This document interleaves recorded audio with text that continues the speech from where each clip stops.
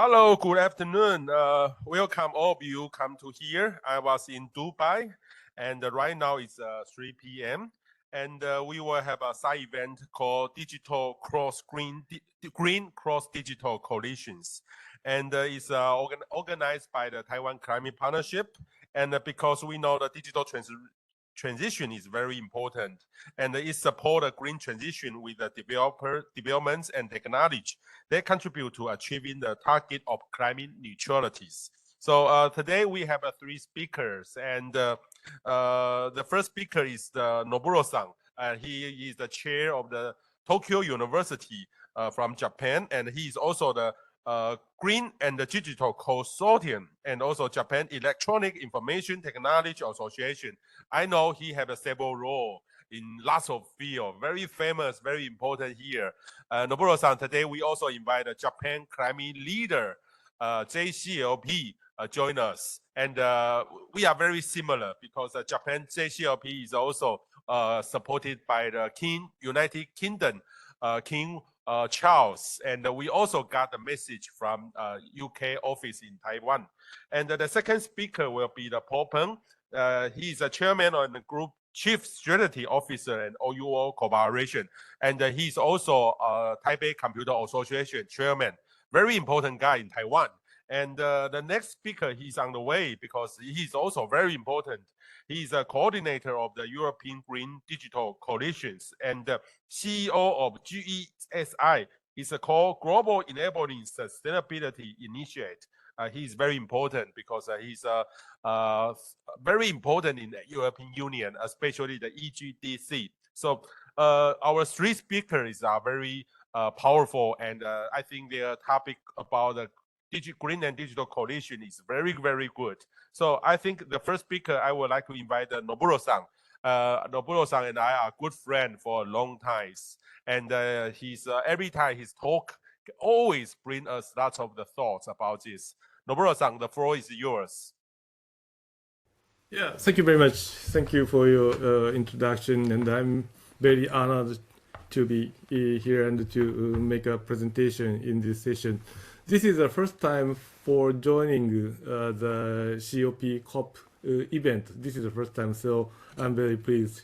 And today I would like to talk about the challenges of green by digital coalition in Japan, and I'd like to share the screen.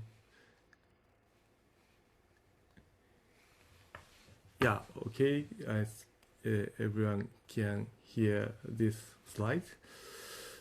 So yeah, my name is Noboru Koshizuka. I'm working for the University of Tokyo. I am a professor of the University of Tokyo, and also I am leading the several organizations. All organizations are related to digital technologies. For example, the Data Society Alliance and Smart City Social Implementation Consortium. And also today, my cap is the chair of the Green by Digital Consortium in JETA, and also the Weather by Business Consortium, and many organizations I am leading. And so this is the main organization of today's speech, Green by Digital Consortium. This is established in JETA. This was established in September 2021, so about 2 years ago.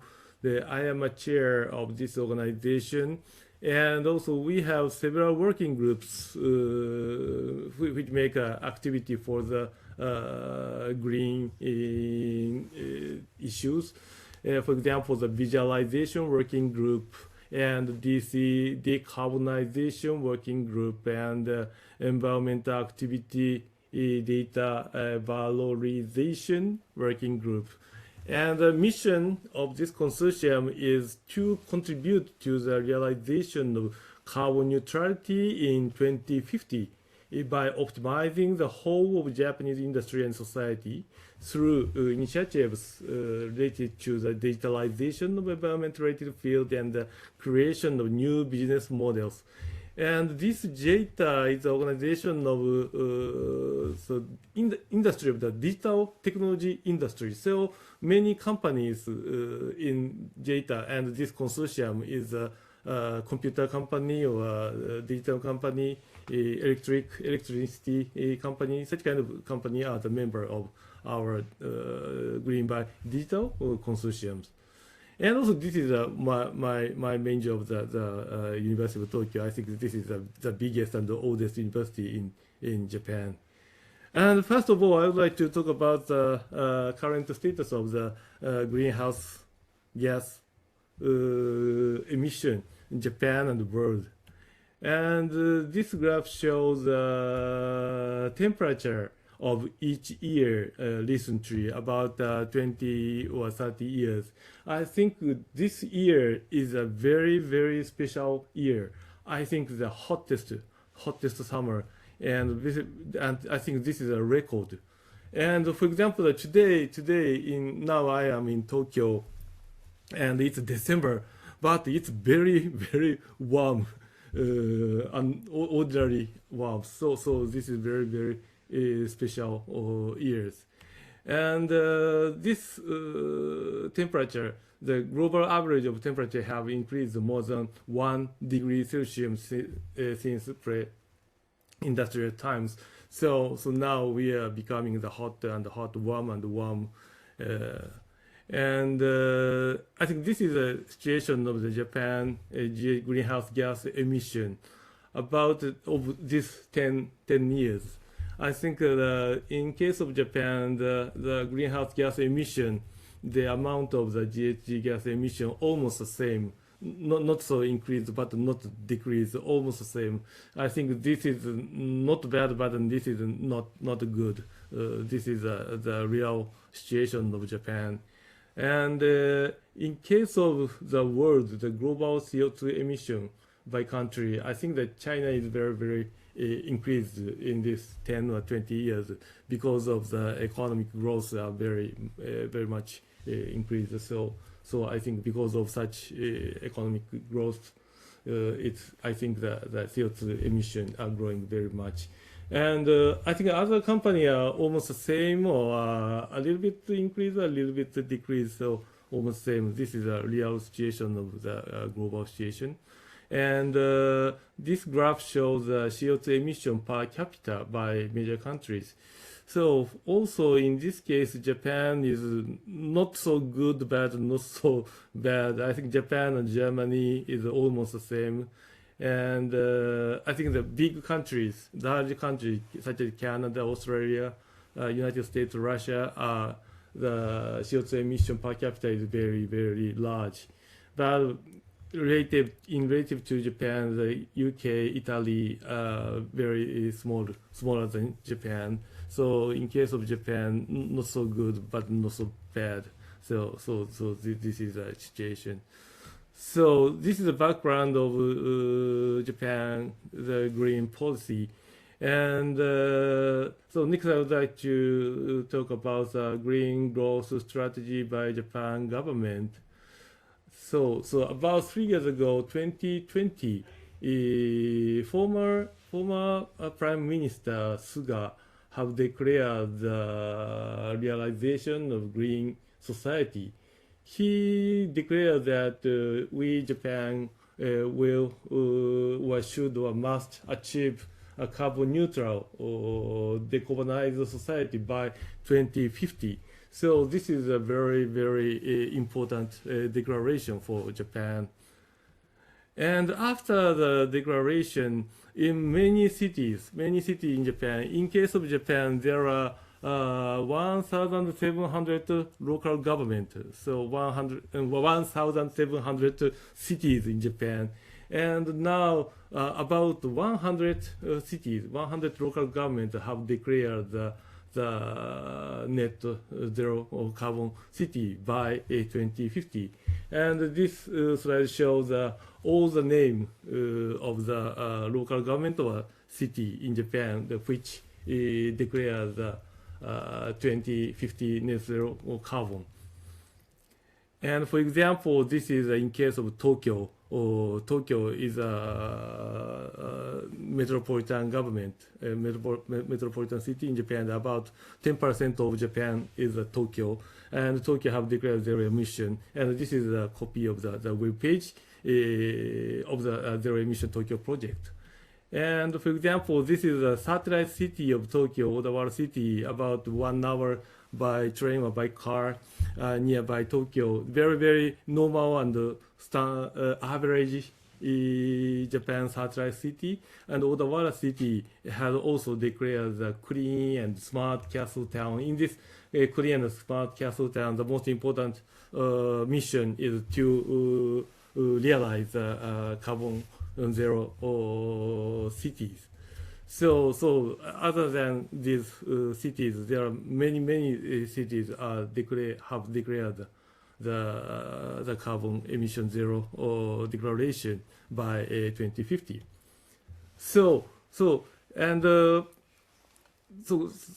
we need a global warming countermeasures. And so such kind of measures, we need digital technology. We believe that digital technology is very important for green. So we need a new approach for so combining the green and green initiative and the digital initiative. We think this is very important. So for example, what we can do with green by digital initiatives. For example, we have two kinds of measures, mitigation measures and adaptation measures. And mitigation measures, for example, that by using digital technology, we can realize the efficiency improvement of the society as a whole by using the DX or data-driven society. Such kind of approach is very useful for the efficiency improvement. And secondly, the transparency in society. For example, the open data, IoT, Internet of Things, data collaboration infrastructure. Such kind of initiative is very useful for the transparency in society. And transparency, I think this is the basis of the carbon neutral. I think without the transparency, it is impossible to realize such kind of the mitigation measures. And also, we must decrease the CO2 emission of the ICT or digital technology itself. So we need the initiative for the green ICT or calm computing, which can save the energy usage in the digital technology in itself. And adaptation measures by using digital technology or by using data to realize the national resilience, such as the national land resistance to climate change and disaster initiative, disaster prevention initiative, or disaster response. Such kind of initiative, we need data or digital technologies. And also data-driven proactive risk workaround is also very important initiative or approach for the adaptation measures. So we have for this digital by a green, digital green combination, we have established 3 organizations for this issue in Japan for the climate services. The first organization is Green by Digital Consortiums. So this is also my consortium. And as I said in the beginning of my talk, this was established 2 years ago, September 2021. I'm a chair and 3 working groups, and this is a mission. And now we have many members, about 150 companies. All of these are very big or famous company in Japan, and these companies are doing the many things for the green by digital approaches. And this is an overview of the Green by Digital Consortium. So Green Initiative, this is a key, and also the digitalization, digital initiative, to combine these 2 approaches is very important. So our consortium are promoting this consortium, this approach. And so this is a famous, our major result of activity in our consortium, report of visualization working group. This report represents that we need data sharing or data distribution infrastructure for the calculation of the GHG emission or CO2 gas emission for such kind of the carbon tracing or for such kind of activity. We need the country level or national level, very wide area data sharing platform. So this is a report of our Green by Digital Consortium. And the second organization, this is also my organization. I'm a chair of this organization, Weather by a Business Consortium. So this was established about 6 years ago, March 2017. I'm a chair, and Professor Nakamura is a vice chair. We have two working groups: education working group and the new weather business working group. And a very important point of this consortium is we are promoting business, weather business. So weather issue normally managed or by or conducted by a government or public organization, but this organization are promoting to make a new business using weather data or weather forecast. So we can make the framework of the business model. This is a very important approach in this weather by a business consortium. And the member of this consortium is very large. Now 1,000 members. And I think that 70% is a company and 30% is each individuals. So about 1,000 members in our consortium. And the third one is a Smart City Social Implementation Consortium. So if we using digital technology and to improve the efficiency of the city or our living environment, so it's a framework of the smart city. So we have established the Smart City Social Implementation Consortium, SCSI. And this was established last year, and I'm a chair and many directors from many big companies, NEC, Sumitomo Mitsui, Tokyo Electric Power Company, JR, or Mitsui Sumitomo Insurance Company, a very big company, is the directors. And the mission is to support the planning and the development and the implementation and deployment of smart city services and to accelerate the social implementation of smart cities. And we have many members, about 100 companies and local governments. And in this smart city initiative, we are providing the climate-related services in the smart city context. So, for example, the Real Hazard Bureau, this is released by Toppan companies, and disaster prevention dashboard, and evacuation action support services by NEC, and hydrogen. This is an energy initiative, the hydrogen initiative. Such kind of the climate-related services are provided by the Smart City Social Implementation Consortium. And finally, I would like to introduce one concrete example using the very high-level digital technologies, and which empowered the green initiatives. For example, so now green is not natural, scientific, or environmental problem, not only, but also the very economical and industrial problem, because green is a new rule or new governance of the economy and industry. This is a very important point. So for example, in case of Tokyo, Tokyo Stock Exchange are requesting to disclose the ESG information for each companies. So in case of Tokyo, the companies on the prime market are required to disclose the information according to the recommendation of the TCFD. So green is a very big economic problem. And also that this year, EU has started the new battery regulation. So now Japanese automobile company or battery company of the supply chain are now very active to support this regulation. So this is a very big event in Japan, industrial event in Japan.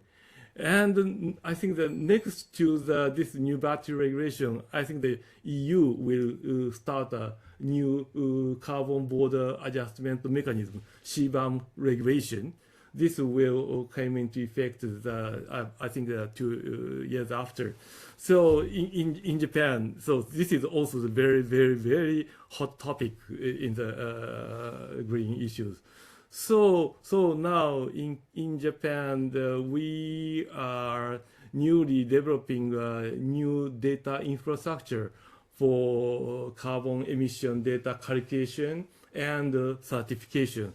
So this all supply chain companies will join this project and exchange the GHG gas emission information or CO2 gas emission information. So to support this activity, we now in Japan, government and companies are developing a new data infrastructure, very big data infrastructure now.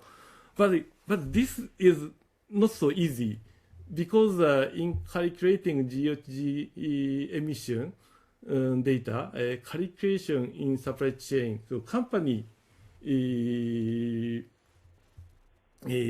not want to export their data because GHG gas emission data or CO2 gas emission data it's a secret data for each company. So they want to protect the secret data. So as shown in this slide, for example, we or EU government asked, please show me your data for the calculation, but each company said that we don't want to export the data to other companies because it's our secret. So we must balance these two requirements. So we have a very good technology. It's a privacy enhancing technology called as PET. For example, the federated learning or homomorphic encryption, secret sharing method, trusted execution environment. So these technology will realize some calculation in secret. So for example, now our laboratory, our organization are now trying trusted GHG calculation mechanism in data space using homomorphic encryption technologies. So for each data provider can export only encrypted data. Only encrypted data are exported. So raw data or secret data is protected in each companies. But this calculation server this server have only encrypted data, but this server can calculate using this encrypted data. And also the calculation result is the encrypted data. But if we decrypt this data, we can get a real calculation. So this calculation will be done in secret. So this is very magical and very, very good high-level sophisticated technologies. So this kind of the new sophisticated high-level data technology can promote this GHG gas emission calculation in supply chain or the city or country. So I think that high-level data technology is very important to realize a green society. I think so. So now we make the experimentation of these technologies. So, thank you very much. This is a final page of my presentation. Thank you very much. Yeah, thank you, Nobura-san, and a very wonderful talk. You know, he's my close friend, and he always do a lot of things combined together. And also the Tokyo University is the leading university in this field. Okay, I would like to welcome the next speaker is from AUO, the chairman of AUO Corporations, Paul Peng. And actually, I listened to his speech for several times, especially the digital and the green transformation. They both combined together. It's wonderful. And his leadership is very, very important. Let's welcome the Paul, please. Yep. 我这准备一下哈，这边 press down 了，对不对？啊。Okay, good afternoon, ladies and gentlemen, distinguished guests, I'm Paul Peng. Then this is my pleasure to share with you that how AUO paved to a green future with digital transformation. So just a glance at the AUO that we are 27 years old with 38,000 employees. The remarkable thing is that we are in the DJSI world for 13 consecutive years since 2010. So AUO headquartered in Taiwan, but we have display manufacturing located in Taiwan, China, and Singapore. Of course, also some of a small operation in Europe. Then together with regional service in around the world. So the display is an interface between the human beings and the information. So our mission is to strive to play a key role in helping people to visualize their desired future through our products and solutions. So we also dedicate our efforts to building a sustainable future and a better life. Digitalization is the trend in the recent years.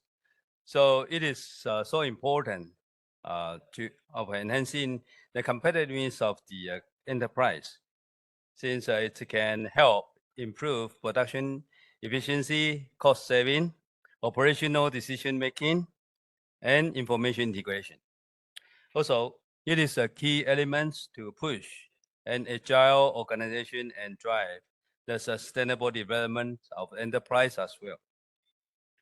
So recently, actually, we are facing a lot of challenge of a changing environment. The market requirements for product tend to be diversified and also customized. Then with high specification and short-term life cycle, which tests the company's adaptability in production efficiency and cost control. Therefore, AUO began our intelligence manufacturing since 2015. We are striving for high flexibility, high quality, and precise production so that production lines can be effectively scheduled and respond to market needs in real time. Here, I would like to present to you that how AUO drive to our digital transformation. We've broken down to 4 steps. Firstly, the standardization. Here, just to come up our manufacturing process and then figure out the best route for doing lean management. Then secondly, digitalization.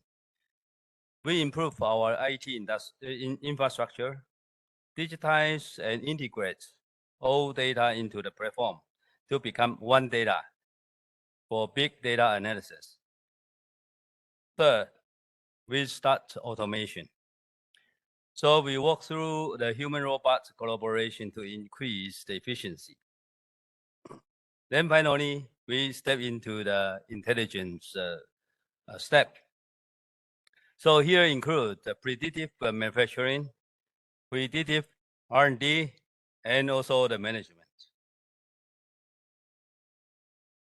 Then we believe here are the three key elements for us can pursue this digital transformation successfully. So the first one is the talent, second one is the integration, and the environment are the three key factors for our transformation process. Then the question is how to cultivate talents to expand the transformation capability, and also how to combine the specialties to achieve digital applications through software and hardware integration. It is necessary to put the smart factory into operation through a practical field. Talking about the talent cultivation, as mentioned by Dr. Pan, that AIA School had trained more than 10,000 talents, then in which more than 10% from AUO. Okay, so we are actively cultivate internal talents. We divide the employees into the different groups and also provide them different requirements of the training. For the experts, we send them for the professional technology cultivations program and AI tool applications.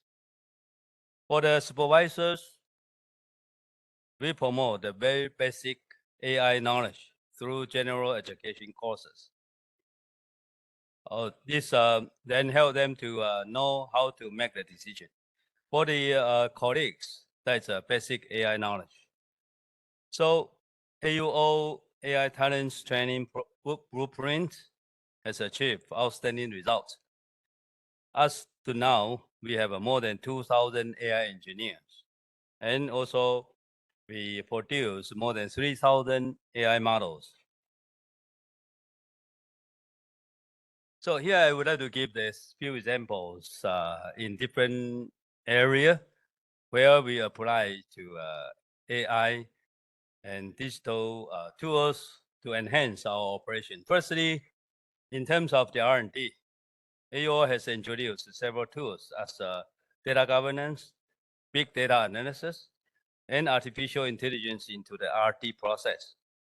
So with our self-developed AI 365 intelligent platform, so we use to automate the drawing process by the program, which enhance the speed of the R&D design and reduce the human errors at the same time. So more than 90% of the drawing works have been automated now. So in terms of the operation and management, AUO had developed intelligent patterns search system, financial robot.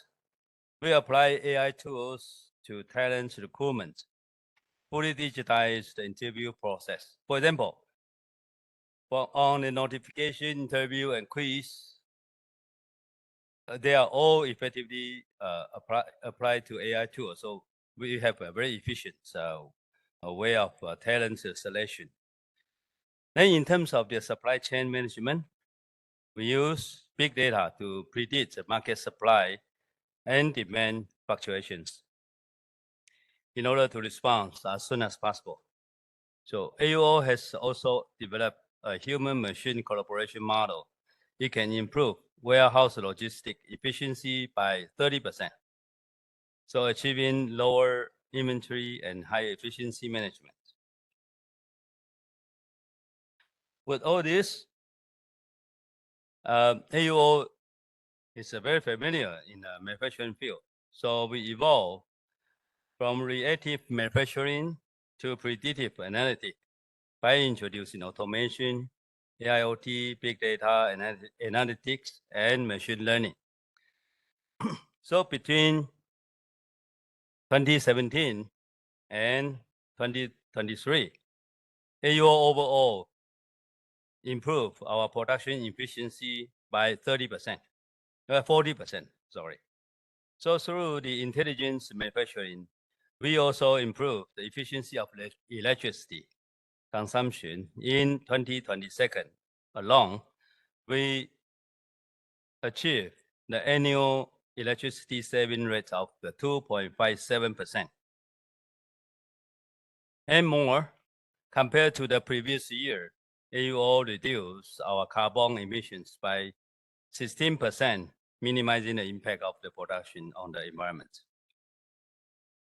Then the two ways achievements of combining smart production and green manufacturing has earned AUO a number of world-class recognitions, including WEF Global Lighthouse Network, US MLA Award, and Germany ROI FESO Industry 4.0 Award. These recognitions are important milestones to lead the industry towards intelligent manufacturing. We wanted to extend our sustainability vision to go beyond corporate social responsibility and create shared value. So if we can help others with our age advantage, why don't we act now to lower the barriers to learn and achieve better synergy? So here are two examples. We expand our sustainable solution to the industries with the existing core capabilities in panel manufacturing. We have also turned our sustainable Asian experience into new business. Includes the solutions on low carbon technologies and digital production, which assist value chain to move towards a sustainable net zero future. In low carbon technology service, we start with the zero wastewater discharge technology. We provide environmental solutions at each stage of production, and carbon emission and resources management technology, and more in digital production services. With our digital production export in smart manufacturing experience, we provide comprehensive software and hardware solutions, such as smart energy saving, smart handling, smart detection, smart IoT to assist industry partners upgrade to smart manufacturing. So we cannot do it our AUO alone, but together with our ecosystem partners, then we amplify the energy of a cross-domain integration and work together to enhance industry competitiveness. Of course, we also add on the ESG and share our goods. So thank you very much to listening and attention to AUO's experience and determination in facing the digital transformation wave. On the road to net zero and sustainability, it needs all of us to work together in the future. Let us add on ESG together and share the goods. Thank you very much. Because what you talk is quite easy, but just I know the leadership is a big issue because everybody will talk, oh, our company will have twin transformations, and some cases talk, but you really did this, and how you did this, because from your example, the leadership from you is very, very important. Can you share some tips for us, the leadership? Okay, I just use this. Okay. Use the page. I can share with you. Share. You want to share the pages? Yeah, Okay, please answer share. your question. Yeah, yeah.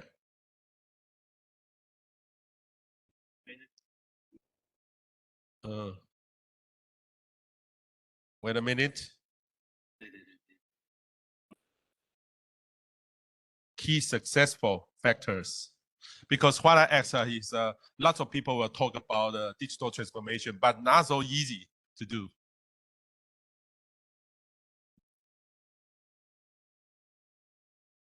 This page, yeah. I think as a leader, firstly, we have to set a goal, okay, where we want to achieve.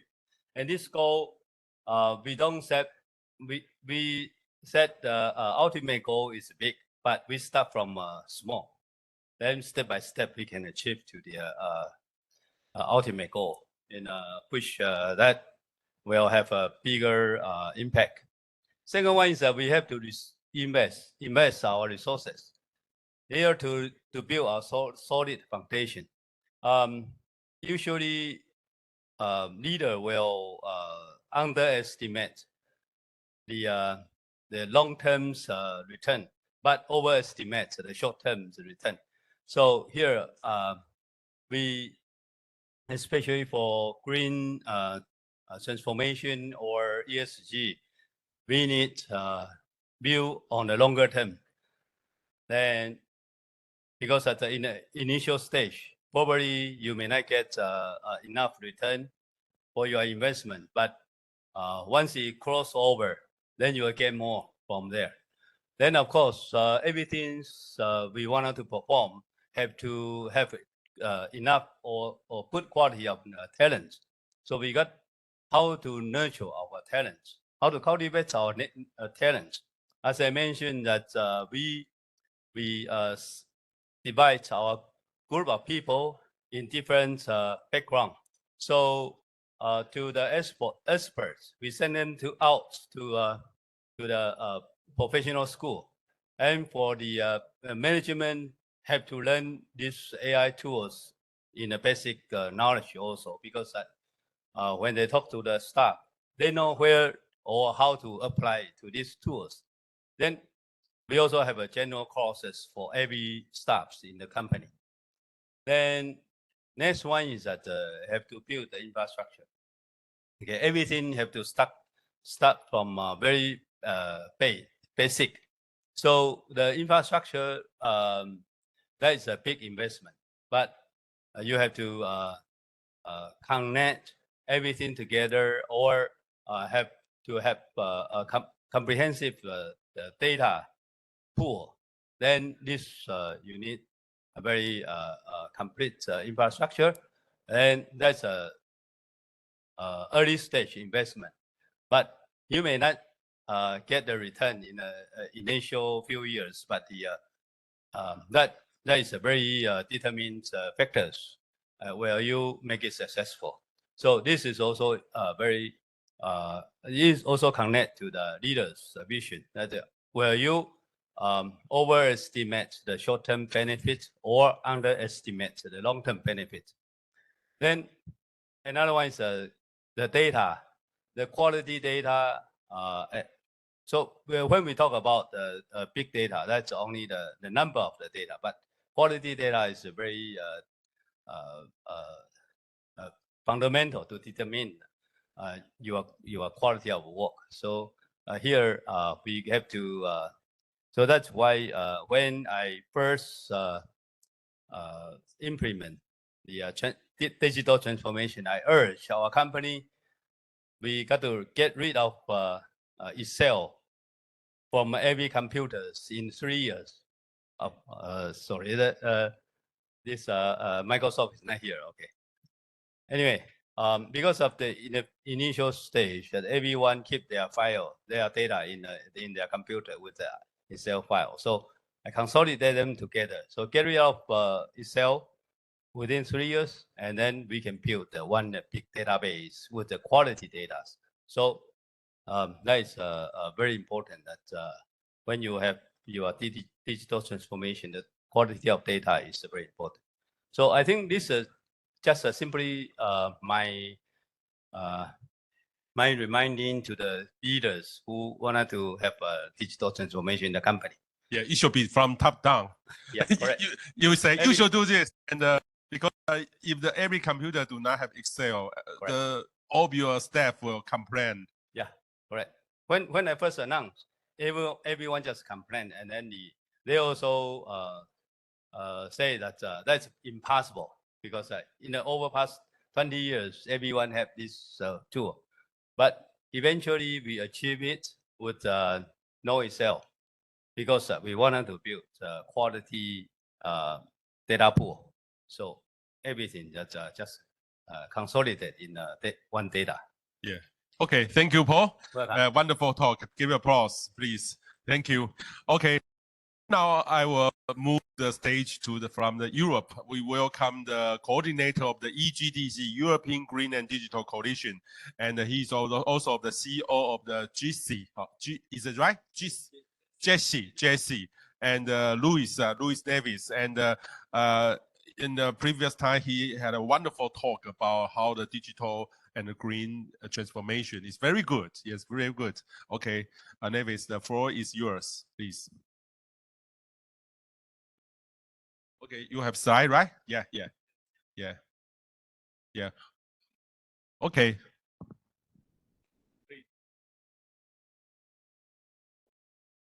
Yeah, good afternoon, everybody. So I guess I moved the slides with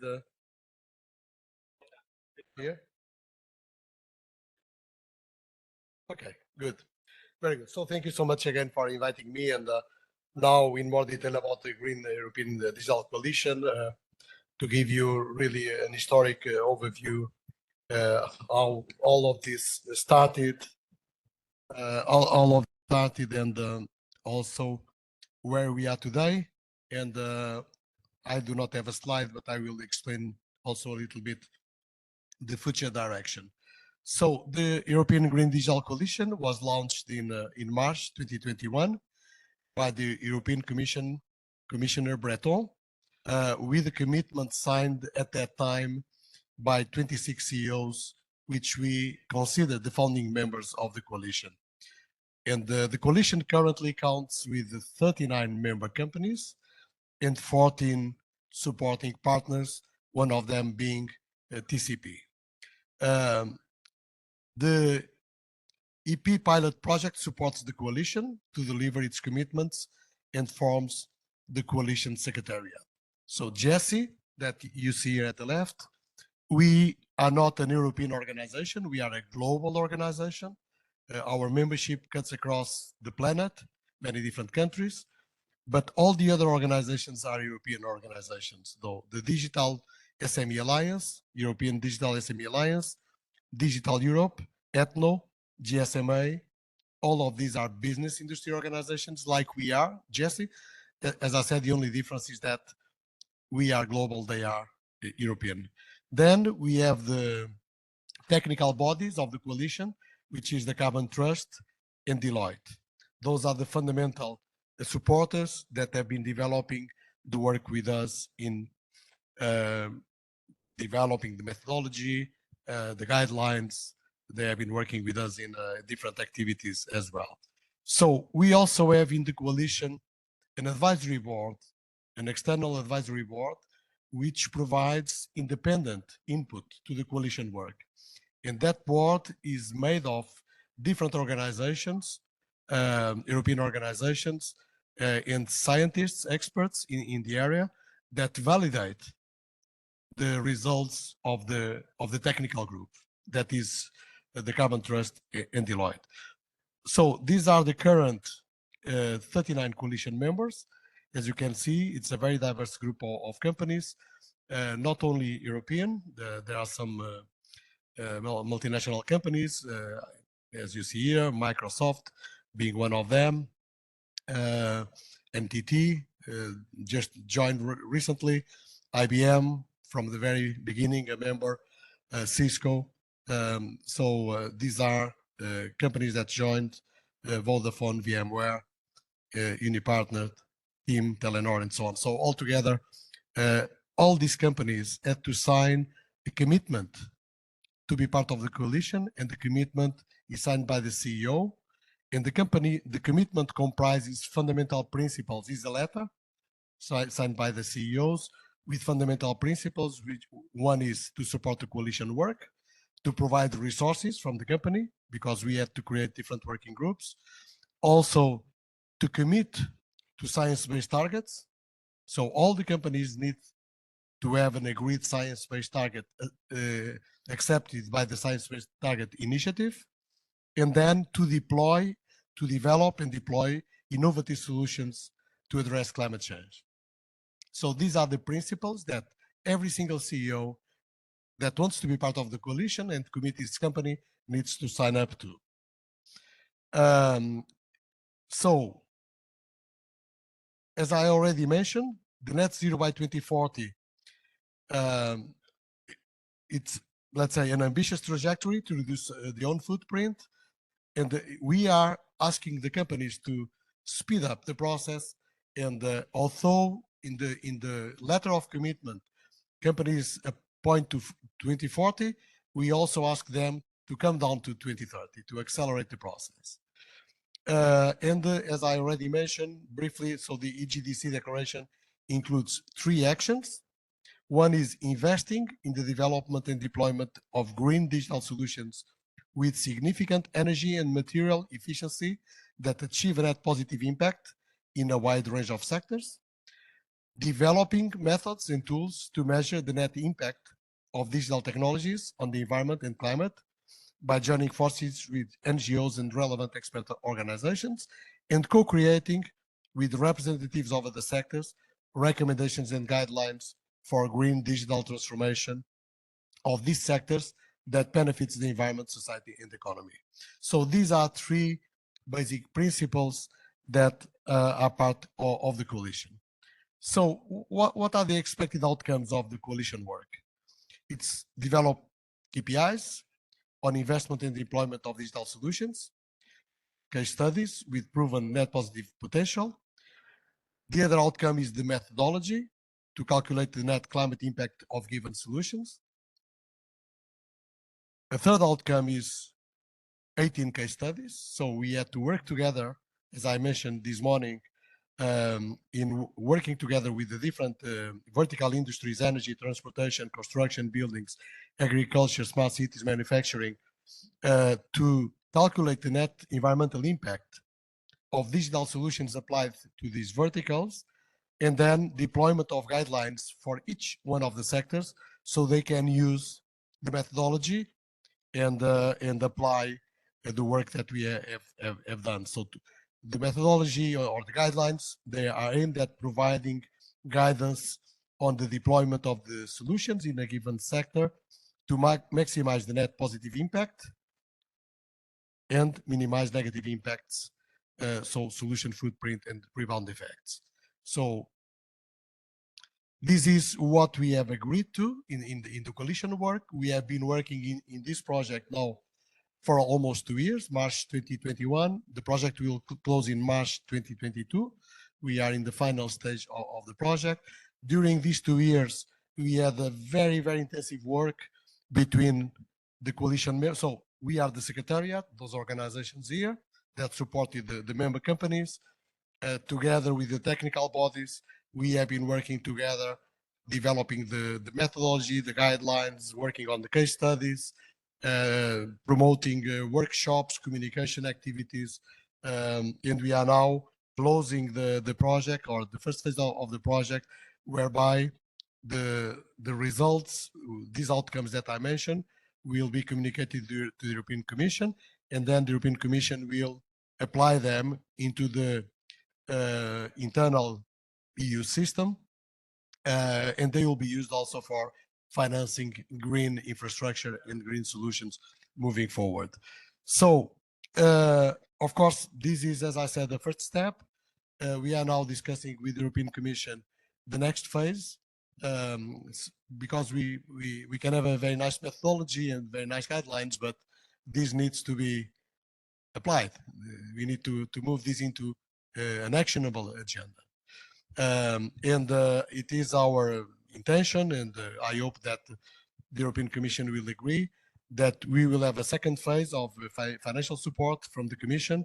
We will invite also the member companies to cooperate, We will go now in the second phase to deploy solutions in real life. So we are looking at specific sectors.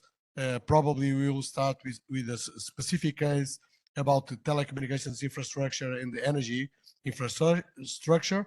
We are already working in GESI together with the consultant PricewaterhouseCoopers to develop a systemic approach how the telecommunications infrastructure in a city environment can better work with the energy infrastructure.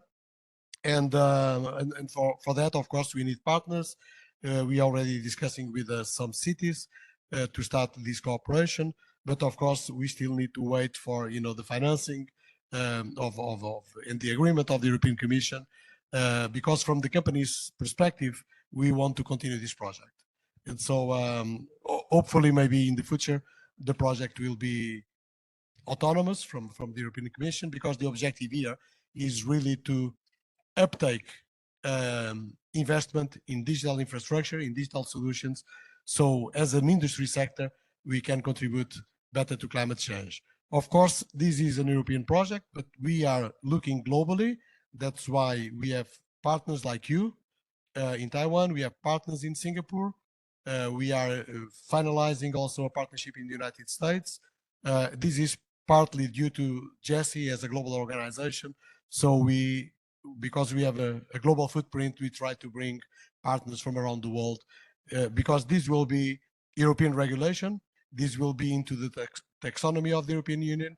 This will be used for green financing, and any company that operates in the European space, they need to abide by this. Otherwise, they will not have access to financing in the context of deployment of the infrastructure and solutions. So this is where we are today. And I hope that we can transpose this as soon as possible to other regions, to Taiwan. And of course, as we move forward, maybe there will be an opportunity also to interact more with your member companies as well, to explain what we are doing, talking about the methodology in more detail, and look into also an application case or a case study where we could work in Taiwan with a specific company to start to move the, let's say, the outcomes of the coalition forward. Thank you so much. Sit here. So very wonderful talk. And actually, the experience is from Japan. And please change to Nobura-san. Nobura-san is waiting for us. And in the beginning, I want to ask Luis, you mentioned about the digital EGTC, and you have 26 founding CEO companies signed the agreement, right? And later on, and right now you have 39 members. But I saw your criteria is net zero by 2040. Yes. So very, I mean, that's the reason. European Union is a big country, big, lots of companies. Right now, you just have 39. That means net zero by 2040 is very difficult. I'm wondering your criteria. Well, so I used to say difficult things only special people can do. Easy things everybody does. So we need special commitments because we are here at COP28. So when we listen to the situation of the planet, I think that we need to think about that. We need to speed up, all of us, not only the digital industry. Everybody needs to really to speed up if we want to keep the planet on track. Okay. So that's the other thing is that by definition, the digital industry is extremely innovative, extremely creative. And I think that as we make more business through innovations, we also need to walk the talk and take our own responsibility. And so there are two ways that we can act. One is, of course, and I saw this morning an intervention about RE100. So RE100 has no meaning if the companies do not buy green energy. So you can have 1,000 companies in RE100. You can say whatever you say, but if those companies are not investing on green energy, what's the purpose of RE100? So here is the same thing. So we have a purpose. and by the way, that's why Jesse has this digital repurpose program, but that's not the purpose today to talk about it. But we need to make sure, as the digital industry, that we walk the talk, that we have to have an ambition. It's difficult, but we need really to speed up the process to tackle climate change. There is also another aspect, is that we say as an industry that we are an enabler of the other industries. We can help the other industries to reduce their emissions. But as we develop more innovations, as we give the other industries the possibility of reducing their footprint, we also need to give the example and reduce our own. Yeah, wonderful. I want to give the floor to Nobura-san. And do you have any kind of feedback from the Luis told about the EGDC? What? Because Japan, you also lead the same team about that. Do you have any kind of the opinion or any kind of feedback, please? Yeah, thank you very much, and thank you for the very good presentation for all two speakers. First of all, the Luis-san, I think that very strong leadership. I'm very surprised. So, and in case of Japan, the leadership is very important. In case of Japan, the leadership is very weak. This is the nature of the Japanese society. So, in case of Japan, the society is very bottom up, not the top down. So how should we do such kind of the bottom up society? That is my first feeling. And the second one is so in Europe I am very surprised that the carbon neutral by the 2040. So very quick. And in Japan, I think that 2050. Even 2050 is very quick. And in case of Japan, the digitalization, digital is very important approach for green society. But in case of Japan, the biggest problem is the energy problem, because about 10 years ago we have a big earthquake and a big trouble with the nuclear power station. So in case of Japan, the much of the energy is generated by the coaxial or oil or we do not have we have nuclear power station, but most of them are not worked. So how do with this is very important problem. And also in case of Japan, the land is almost the mountain, all mountains. So solar power is very difficult. And also the wind is very difficult because there are very little spaces for the playing areas, very small. So the much of our land is mountain. So we must solve, the first priority is we must solve this kind of the energy problem. And as big as the problem, that we need digitalization. But from the point of view of the industry economy, in Japan, the digitalization is a little bit slow. So we must accelerate the speed of the digitalization for our economy and also the green society. Yeah, thank you. Yeah, okay, thank you, Nobura-san. I want to give the floor to Paul. And what's your opinion about these two countries? They have the organization focused on digital and green. I found from our side, you are the leader in Taiwan, especially twin transformation. You are quite successful. I think you are the number one. So what can we do work with them in the future? Okay.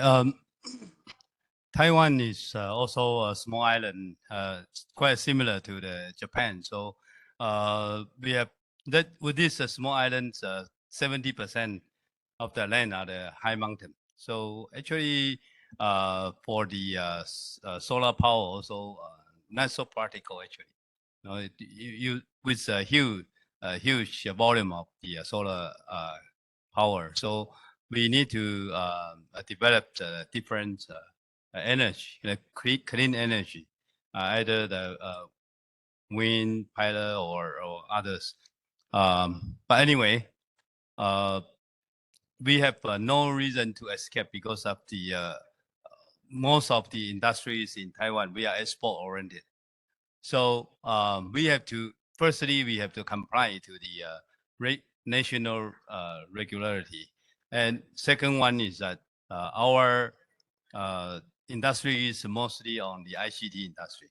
Then these brands are all big brands in the world. So to them, they have a very ambitious target to the supply chain. So not only the 2050, some of the big brands even require much earlier. So we have no way to escape. But we need to firstly that we have to discover more clean energy in Taiwan, from either the solar or the wind power. And then the secondly is that how to apply the digital tools to efficiency up our manufacturing and also to reduce the electricity consumption or reduce the carbon emission. I think this is the challenge, also the opportunity for us, for the ICT industries. We can transform ourselves, use the more efficient way of manufacturing, and then we can meet the international regulations or our brand customers' requirements. So we do see the challenge and also the opportunity. Yeah, okay. I have a question to Louis. When you listen the Paul Peng about talking about how he managed this big company to do the digital transformation, I'm wondering in Europe, is any kind of good example we can have some kind of the dialogue or learn for each other to have a suggestion? No, in our industry, we have some good examples already. Okay. We have a telecommunications company that committed to net zero by 2030. Tele Denmark, one of them. T-Mobile US, they are running 100% on renewable energy. Of course, the environments are different. And I understand the challenge that Japan and the other countries, also Taiwan. I know when I speak with Taiwan Mobile, they want to be leaders, and because we are pushing them, as Jesse said, we are our member.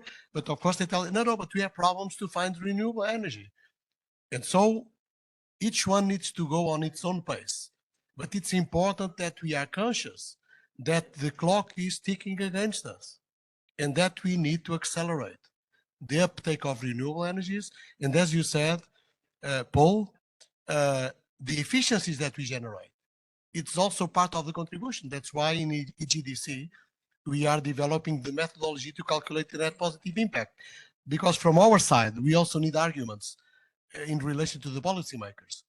So this is not all about reducing our own footprint. So that's one part of the conversation. But our technologies, we can help the others to reduce their footprint. And the two parts of the equation also need to be taken into account. And this is a way for us to move forward in our discussions with policymakers as well. We have in Japan members like NEC, for instance. NEC was here, Morita-san, the CEO, with us a couple of days ago. They have a fantastic plan on climate adaptation. It's an amazing plan. And Jesse will support him to develop and implement that plan. That requires investment, but that will signify leadership in terms of climate, of reducing of carbon emissions in Japan and in other geographies. So what is important is this leadership concept as well. So you said, Paul, and the AUO is a leadership company. So you need to also to show up the leaders and show what the leaders are doing and mobilize. I'm not saying that it is easy. I agree with our Japanese colleague here, but if you do not take leadership, if you do not think that we are in a very difficult time, the planet, I was listening to the scientists here. I had dinner with Jon Rockstrom, which is leading the scientific panel for the IPCC and for the UNFCCC. You know, we are in a very dangerous situation as human beings. So either we think about that we need to preserve our lives and the lives of our children, and we need to take steps forward, or we can say, okay, this is business as usual. Whatever happens when the world explodes for everybody. I don't think that way. I think that we need to fight. We need to use our resources, our capacity, our leadership. And in my role as CEO of Jesse, I push for the companies to take that leadership. I'm not saying that the world is perfect, that everybody will be doing perfect things, but it's important that leadership is in place and that we walk the talk. We cannot only say, well, we have very good technologies that save the energy on one side without ourselves to walk the talk and reduce our emissions. Mhm, mhm. So your member is 39 because some of people just join us. Their member is 39 and they have a criteria 2040 net zero. 2040 net zero. No, we have 39 in the coalition. But, Oh, but, really? But Jesse, we have over 200 members. So Oh, so my. we are pushing really for you know these big companies, you know, we know the difficulties. We have companies like Google, IBM, Dell, you know, the big multinational companies, Cisco, and so we understand the problem, and they understand the problem, and the companies are doing a lot. We have leadership in many companies. So Yeah. if you look at the companies in our sector, there is leadership, but we need that leadership still to speed up. You know, we had a colleague from Microsoft here this morning saying Microsoft wants to be net negative Mm. by 2030. If you ask me, do you trust that? I tell you no. Mm. But they have an ambition. And if they are net negative by 2035, great achievement. But if they are net negative by 2100, they will not exist. That's the difference. You know, the twin transformation is very difficult. Sometimes some of the company will think maybe because it costs a lot of money, you should find a leader like Paul, have ambitions to do this. So most of the company fail to do this. So the easiest way to do the green, they would like to use the greenwashing. What do you think about if we want to do the real for the net zero, digital and the green digital transformation is the key to net zero, right? Yes, well, we need this twin Green. Transformation to be in place. So that's fundamental. We cannot continue to live as we live today. Yes, yes. We as humans, we need to step back and think that we need to think in a different way. The model of continuous growth will lead us to destruction. That's my personal opinion. So if that is the case, no one of us wants to die. We want to have good lives. And we want also to leave the planet in very good conditions for all our children. So we need really to put our intelligence, our capabilities, our money into those areas where we make a transformational change and we ensure the success of our companies on one side. But failing is not a problem. You know, everybody fails. But every time that one fails, needs to think about, I need to overcome my failure. And this is in life and in business like that. So that's the way that I think we should think and really move an agenda forward. Our industry, so all these companies here in the digital world, and Taiwan is, you know, you are a digital country. We have a great responsibility because our technologies will be at the center of saving the planet. There is no industry sector that will not be using more and more and more digital technologies. So we are a flourishing industry. We are growing. Our innovations are, you know, creating jobs, creating opportunities, and we need to use that strength. But at the same time, we need to be serious and walk the talk and reduce our emissions. Wonderful, Paul. I think we have lots of job to do under the encouragement of the Louis, because Paul is also the chairman of the Taipei Computer Association. It's a very big and a powerful association about the ICT industries. Okay, so he needs to be my member. We have more than 4,000 members. Okay, so Yeah. so one brings me 4,000. That's a big deal. Okay, okay. We open one question to all of you. Anyone have a questions? You have questions? You want? Okay. Thank you for on the privilege. So one question to the Mr. Professor Koshizuka. Nomura-san. Pora-san. Yes. Because I think in your technical structures, you're using the kind of like private computer, right? So this definitely caused a lot of issue about data security and also a lot of things. How about the blockchain technology we're going to use? Will you consider others? But of course, another thing is this project all supported by the government? Because oftentimes, like you say, the company don't want to disclose these kind of secrets. And then, so what kind of position you're going to take to ask them to honestly supply this information for you, and also to ensure all this information are accurate, timely, and everything.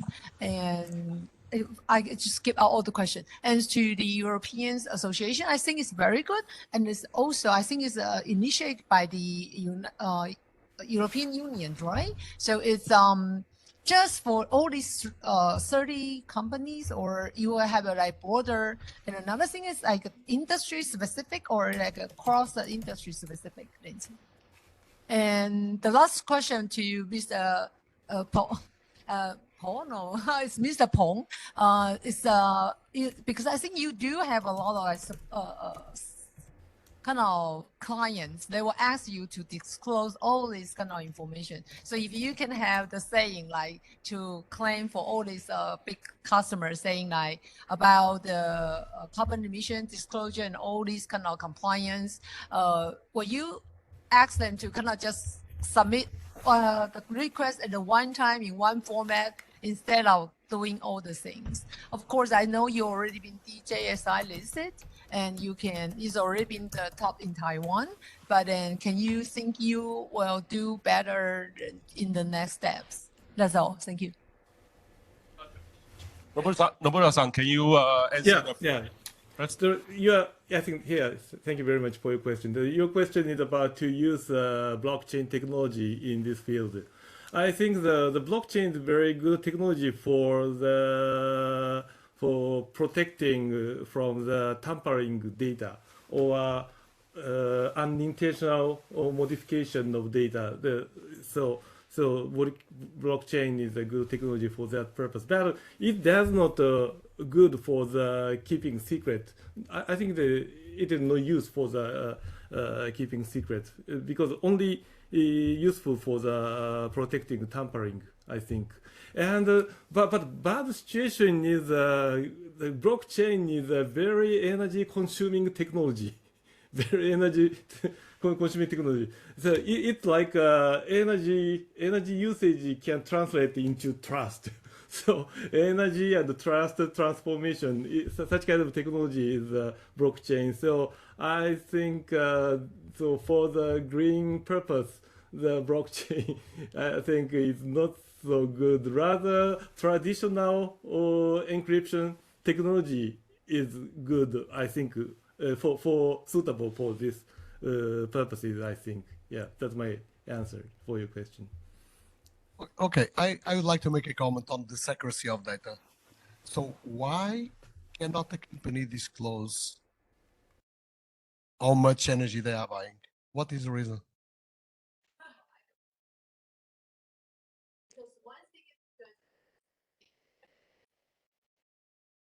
No, yeah. So we're talking about the solution to understand and to measure. But why cannot a company disclose the data, how much energy? I was the chief sustainability officer of Deutsche Telekom. I disclose my data to the CDP, for instance, and many companies do.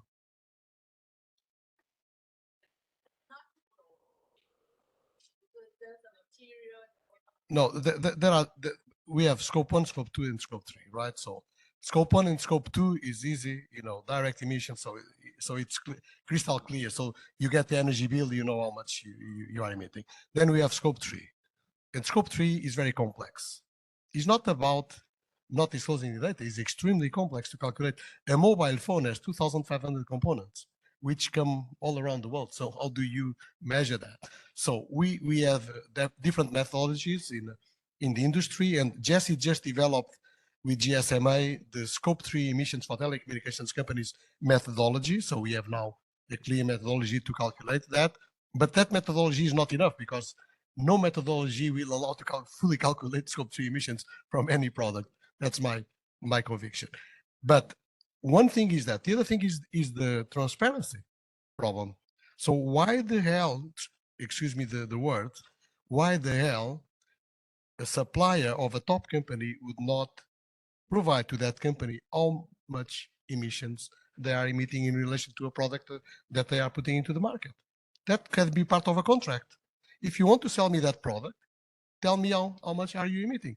Of course, we know that there are many excuses not to disclose. And there are many excuses not to do things, because companies look at these things as a cost factor. Because it involves people, involves technology, and then they have many organizations around them that also to develop business models around that. But we cannot continue in this world.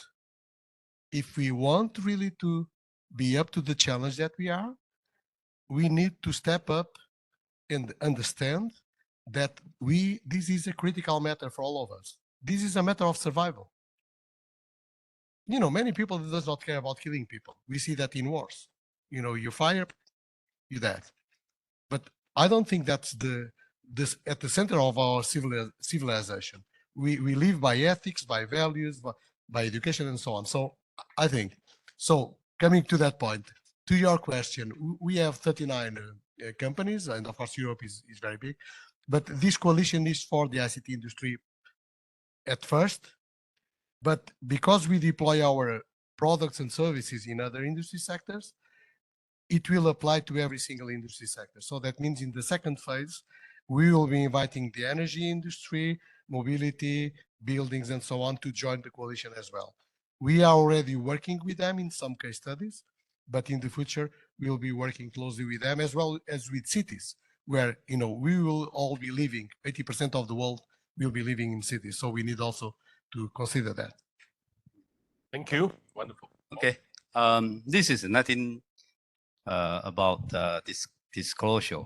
Actually, in our annual reports, we already disclosed how much electricity we use, and then scope 1, 2, the emissions volumes, and then this one also been certified by the accountant. Okay, because now the Taiwan government's actually require that every data, so you have to be certified and then audit by the accountant.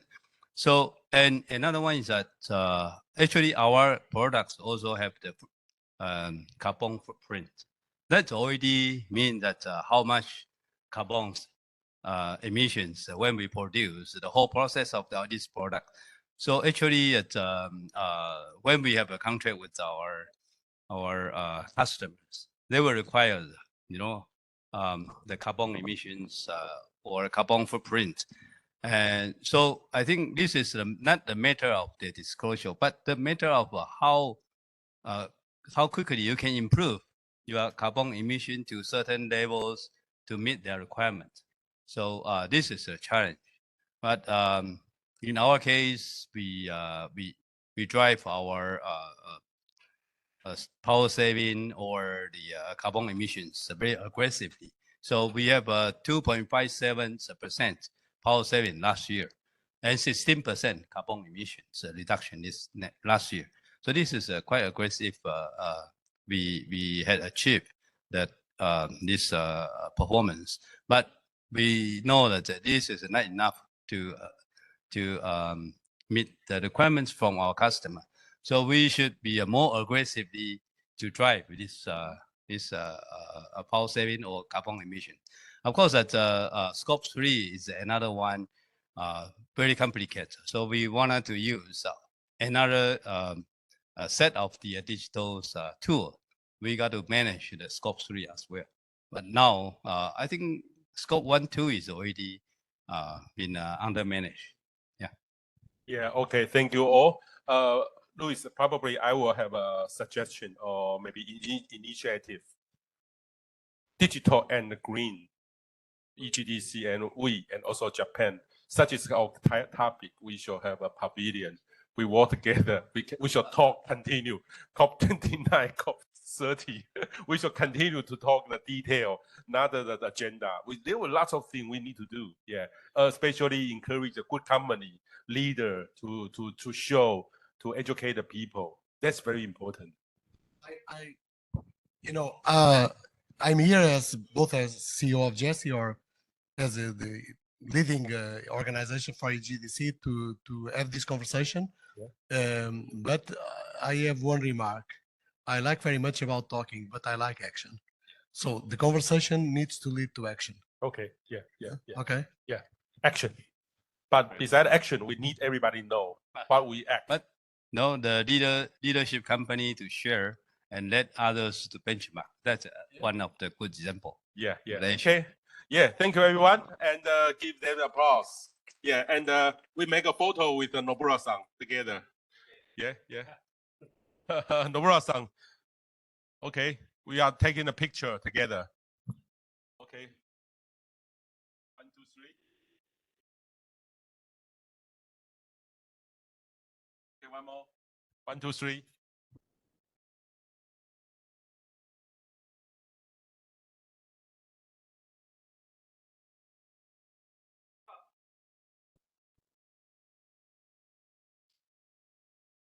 Okay, thank you. Wonderful.